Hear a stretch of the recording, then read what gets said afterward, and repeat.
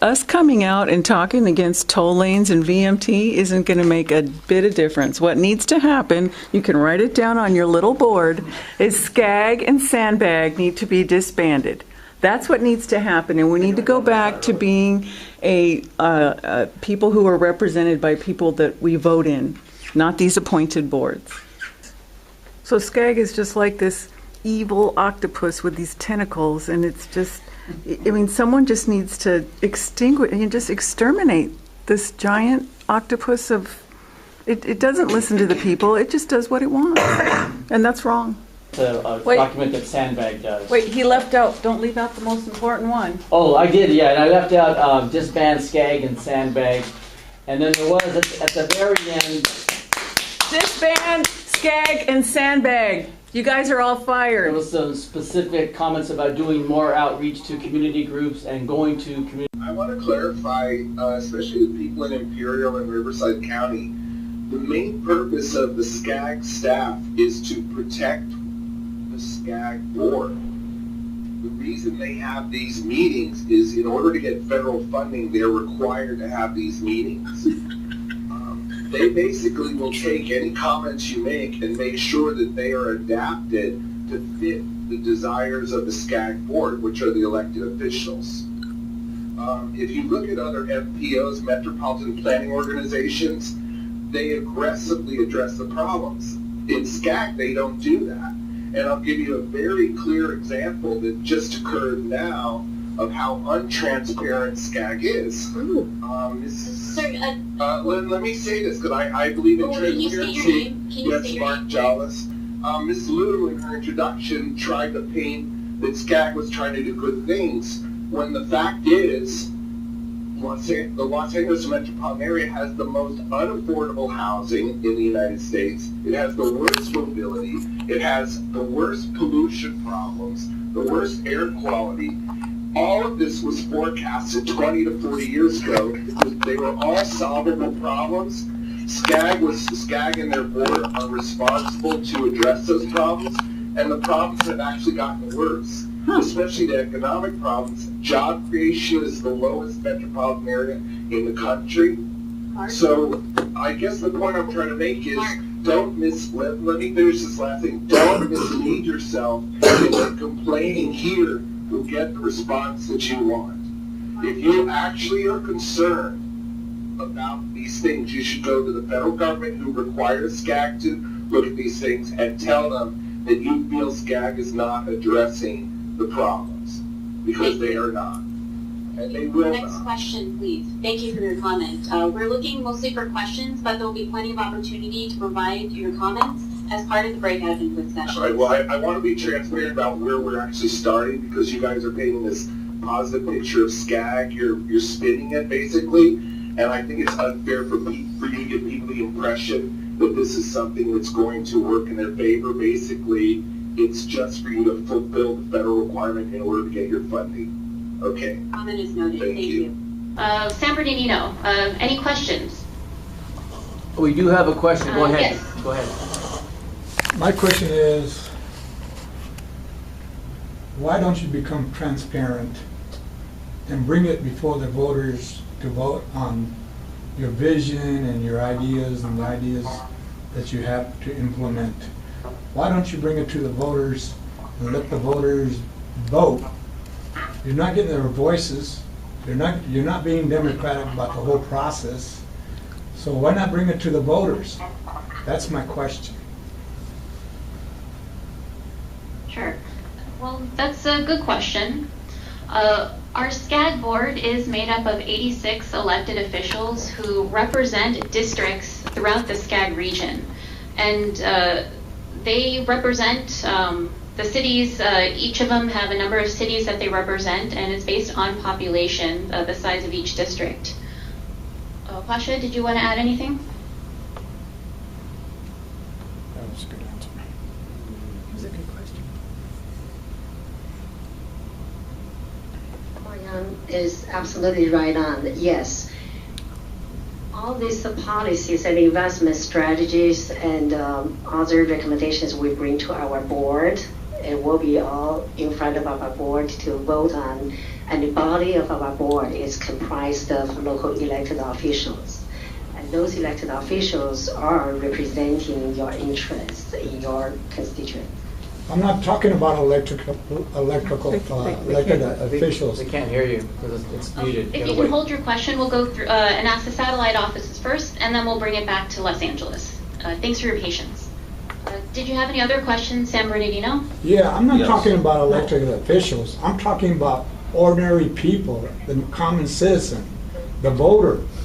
You know, how about those folks? Do they make any difference? Do they have any? Do you value their input? Obviously not. The electric. You know, we know that you buy each other out. It's big money for you guys, and that you're shaking hands and you're gonna, you're not gonna represent the people of any of these counties. Your comment is noted. Thank you. Please, yeah. What would you like to share with us? Okay, my name's Tressie Capps, and I represent Toll Free IE. We're a grassroots group that absolutely oppose toll lanes in San Bernardino County that Sandbag is trying to ram down our throats illegally.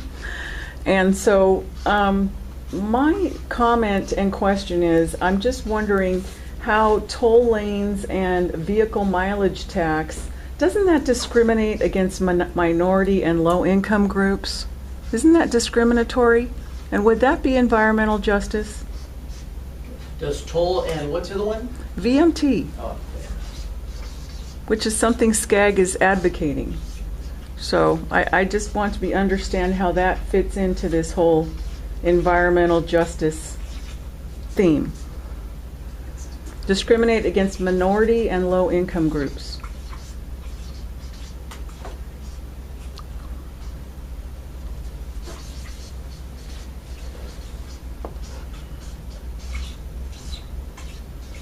Since that's the purpose of this workshop, that's the way I understand it. Yes, we're trying to get feedback. We do EJ analysis on the variety of topics that they shared. So we're looking for feedback. Are these the topics you want us to analyze? Are there other topics you want us to analyze? So this is really more the kind of a question that would be addressed in the regional transportation plan overall. So the EJ analysis is we do, if you look at our previous EJ analysis and the previous long-range transportation plans, we actually do, there's data, quantifiable data, where we talk about how minority, low-income populations are impacted, assuming the implementation of all the projects in the long-range transportation plan. So that looks at a point in time, which is the horizon there. So the current plan that we're operating under is the 2012-2035 Regional Transportation Plan. So in the year 2035, that's what when we look at the EJ analysis, we're analyzing that year, 2030. Given the assumption of the implementation of the plan, looking at all the data, that's the results you get. So when we do work on the 2016-2040 plan, when we do the EJ analysis, we'll be looking at year 2040. Here's what the impacts are given the assumed implementation. But don't you? But common sense, don't you think that discriminates against minority and low-income groups? Yes or no? That is an argument, and so I've seen presentations by academia talking on both sides of that question. So there's all kinds of yes. Yeah. Now, Scag has invested $46 billion in the 50 years that it's been in existence in public transportation in the LA metro area in the last 50 years. But only 5.3% of downtown workers use any form of public transportation at all.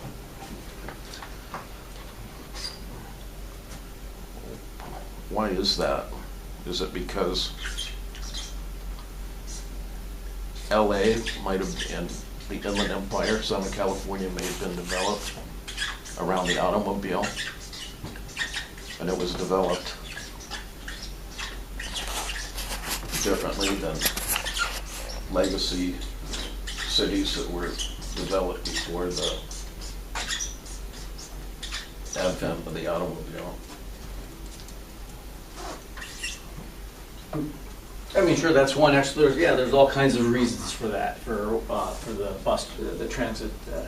Is Scag happy with the 5.3% total downtown workers' use of any public transportation at all of any kind. I wouldn't use the word happy, but I mean, our policy is to promote, as Washa mentioned earlier, we're mode neutral. I mean, we have policy to talk about bus transit, bus rapid transit, Metrolink, highways, HOV lanes, express lanes. So we in the regional transportation, because the region is so big, there's so many different needs in different areas. So every area addresses its transportation challenges in different ways. So, like in Los Angeles, they're spending a lot of money in transit, in rail transit. So Sandbag likes people who drive cars, right?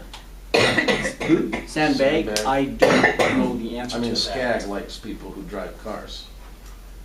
Yeah, I mean, I wouldn't know Just how as to much characterize as it they, that way. like But- people who You said But I you think were, what you could, if you look at the take long public range, transportation. if you look at the long range transportation plan, I think you'll see, like in the current plan that ends in 2035, if you look at it, what it really tells you is that most people are still driving, most goods are being moved by trucks, people are using Metrolink. I think we double Metrolink in that plan. There's more bus rapid transit in that plan, there's more walking, there's more biking. So, and in this next plan, you'll see even bigger numbers doing those kinds of things. So, no, we're talking about trying to minimize, in the long-range plan, minimize single occupant vehicle use, minimize air pollution, and trying to incorporate job creation, public health. So trying to, through good public transportation policy and education, make the world a better place to live. so Do you that. just contradicted yourself because you said Scag was mode neutral, but just now you said something very different. So which is it? Is Scag mode neutral, or does Scag want to get away from cars? Be honest, which one is it? Well, I don't think there's, it's not, I mean, cars are, what I'm saying is the reality, if you look, in terms of reality, that's the reality of life, is that if you look at the end of the horizon here, there's still a lot of people driving in the plan. So why So that's what, doesn't, see, we do the plan every 4 years because that changes every 4 years, things change. So if you go back to 1990, there was no passenger rail in the region. Look at today, you have miles and miles of passenger rail. And So, yeah. so that's why you redo the plan, because situations change. so it sounds to me like it's more Scag wishful thinking that people will be getting out of their cars. But so far, That's 5%, absolutely a way you can characterize it. absolutely. 5%, so, All the money that they've spent that's gone through Scag's hands over the last 50 years to develop transportation facilities. you could have just bought all the poor people car, Could have bought everyone a a car. car. But again, Wow. That goes back kind of to my question. They had Because to we close it have- down. We call people, we email people, we put public information out there. We try so hard to engage more people like yourselves. I mean, this room shouldn't be 6 of us, right? This room should be 600 of us, because we all get on the freeway in the morning. We all get on something to do.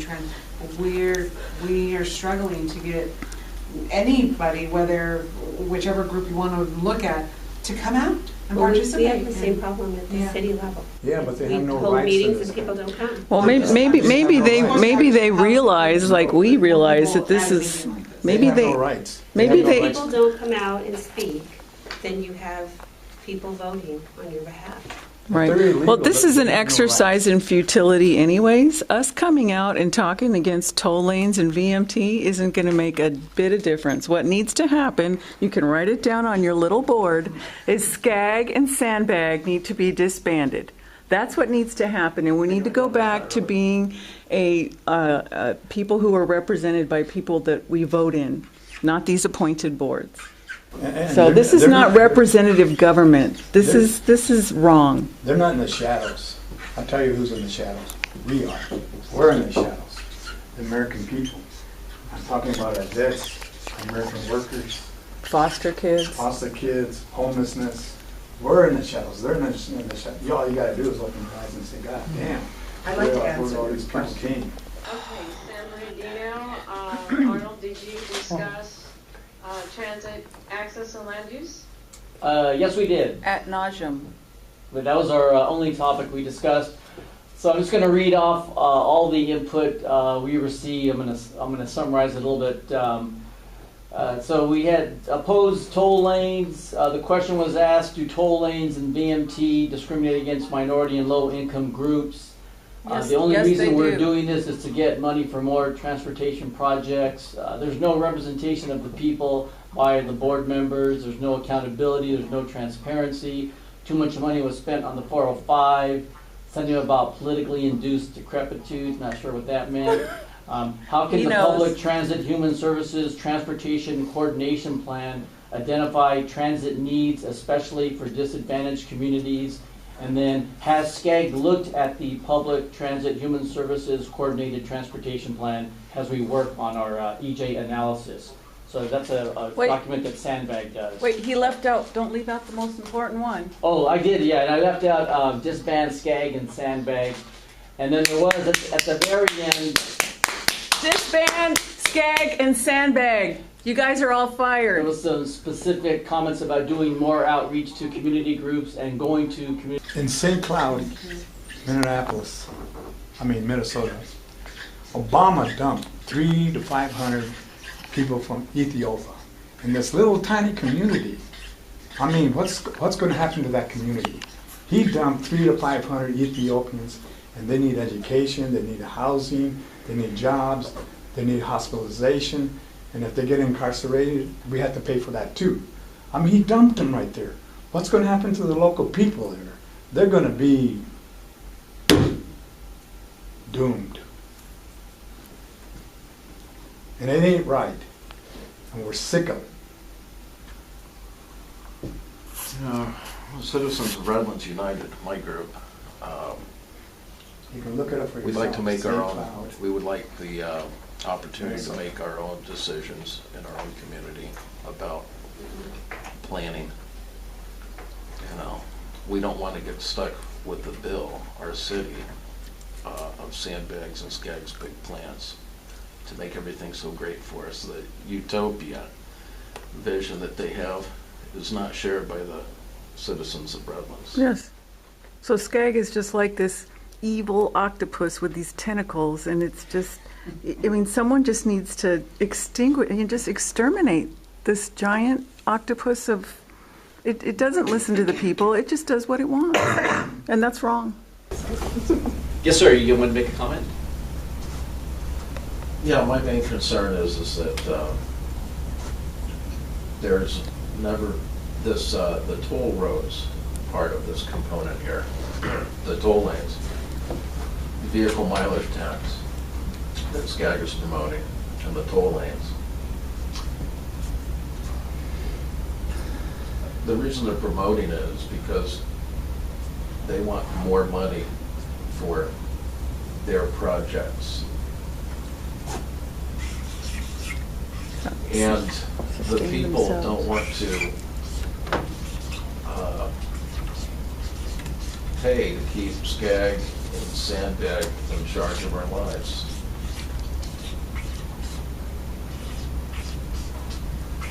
The citizens really don't have representation. The lady at the LA office said that the way that our citizens are being represented at Scag and at Sandbag is through our elected representatives. Now, our elected representative, we elected in our city to concern themselves with issues of our city, and not to have other cities' elected officials have anything to say with our city. And that's what's gone haywire here, is that the people who serve on the boards and on the Sandbag board here, if you took away the money that you were paying them for their participation, there'd be no interest at all for them to be here. As soon as you took the luxury breakfast away, and they're paying them handsomely to go to all these meetings and build their resume and act like a big shot and take credit for, well, look at me, I helped bring in the Fontana Interchange project or what have you. So vote for me. That isn't representation of what the people want. There's no accountability to that. This board is ran by Scag and Sandbag themselves. There's one, maybe two Scag or Sandbag board members that stood up and said, hey, I'm not down for this toll lanes thing. It's obviously not a right fit for my community that I represent. And so, hell no. And what the problem with this is, by having this owned and paid for board, is that it's like the guy who's in the back seat on the kamikaze airplane, and the pilot says, okay, we're gonna dive now onto the deck of the US aircraft carrier. Any questions? And there's just one guy in the back seat, okay, but he doesn't have the controls or anything, okay? And all he gets to do is just scream, are you out of your effing mind? As the plane starts nosediving. And so that's what happens. So that's why there really is no representation of the people. I really believe this. Did I capture that properly? There's no accountability. Yeah, the people. there's no transparency because most of the general public does not even There's no know accountability that from the Sandbag people. or Scag exists, although we're working really hard to change that. There's no accountability from the people. No accountability, no transparency. Can you write that down? But No it's not like transparency. That's a little problem. That's the entire problem. No transparency. So the transit access, I think Sandbag needs to start listing not their project successes, because there has not been a single one. They've done some work in widening some freeways that's been helpful. They screwed up the 405 by spending $1 billion to add an HOD lane, which now the traffic's a little bit worse than it was before. That's a true analysis, not just, see the bands of people driving through there. Studies show that. So there was, what's that about 405? 220 was spent on the 405? Well, it was only $1 billion to add one HOD lane in each direction. And it didn't fix any problem over there, other than it kept a lot of Scag people in the green, being able to pay their landscaper or their pool guy. That's all it did. So it's not really finding solutions. What they're doing, this whole thing, all the Scag and Sandbag does is just like most other governments do, and that's they run from one theoretical need that people have or some crisis, and in this case it has to do with things more in regards to transportation issues, and all they end up doing is making monuments to politically induced decrepitude. And that's what it all ends up being. Like this station itself, for example, Santa Fe, spent a lot of money here, making the great building. It's going to be the new transportation center. Sandbag moves up, sets in shop in here. And so now all of a sudden this isn't good enough, so we need a fancier one down the street 1 mile. So now the rail committee asked Sandbag.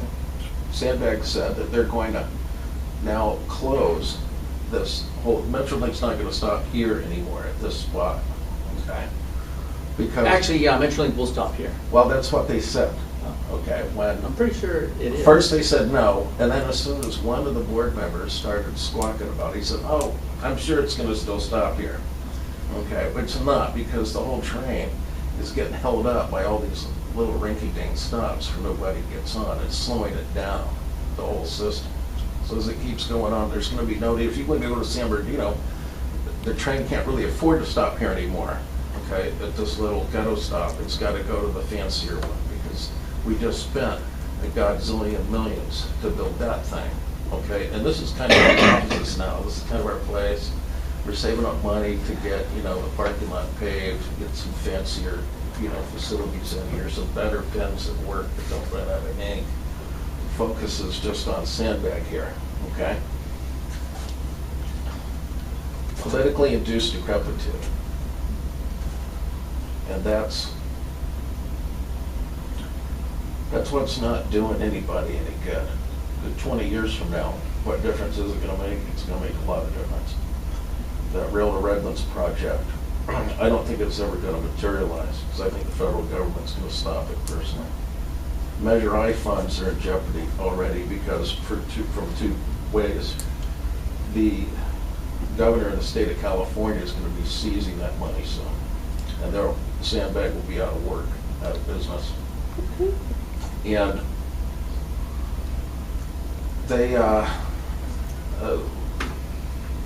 and the federal government is going to stop a lot of this nonsense just because of this environmental justice and social equity problem that these projects have, okay? Just about anything where they're not paving roads and making existing roads better is a complete waste. The 2016 election, things are going to change. Already started the rail rah-rah for the rail files is starting to dwindle, and it's going to be, the fad is coming to an end, and I think it's going to stop right here at this next station that just got built. It's not going to go any farther. So politically induced decrepitude. Those are the three words. You just write politically induced decrepitude. I'll help you with decrepitude.